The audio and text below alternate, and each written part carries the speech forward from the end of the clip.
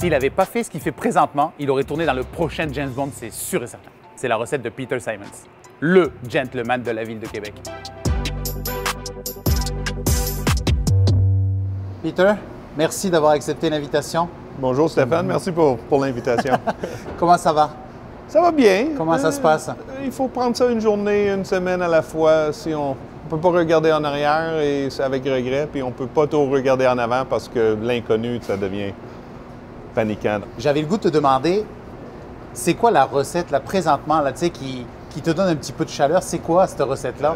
Il y a plusieurs années, c'est une question de souvenir.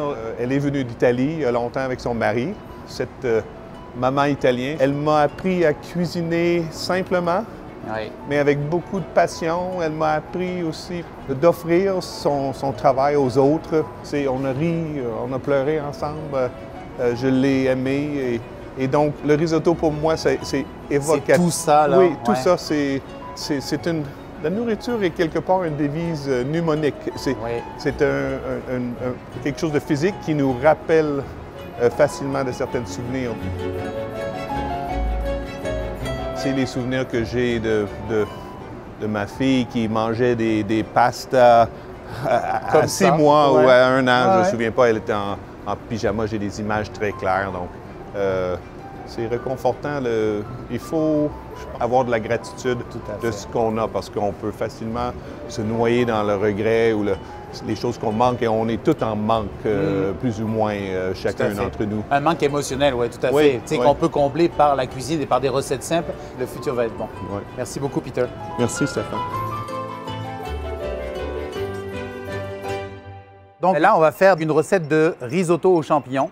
Donc, on va commencer par mettre à tremper nos morilles, parce que c'est des morilles séchées. On va ciseler des échalotes et concasser une gousse d'ail. On va les faire revenir dans la casserole. Ensuite de ça, on va couper nos champignons qu'on va rajouter à notre mélange d'oignons. Ça, c'est des petites pleurotes marinées de Charlevoix. Ah ouais, là... On va rajouter notre riz. On va brasser pour le faire nacrer. Ça veut dire enrouler dans la matière grasse. Et après ça, on va mouiller avec du bouillon de volaille. Là, c'est du bouillon de canard. On va mouiller au fur et à mesure en plusieurs fois. La cuisson du risotto, c'est à peu près 15-16 minutes. Donc, on va le mettre en petite quantité à la fois et remuer jusqu'à complète évaporation. Et on en rajoute comme ça pendant une quinzaine de minutes. À la fin de ça, on va rajouter un petit peu de crème, un petit peu de beurre parce que le beurre, c'est bon. Et on va finir en liant avec du fromage. Merci Peter d'avoir partagé tes émotions avec nous. Je t'ai fait un risotto. J'espère que tu vivras aussi des émotions en le mangeant. Je te souhaite un bon appétit.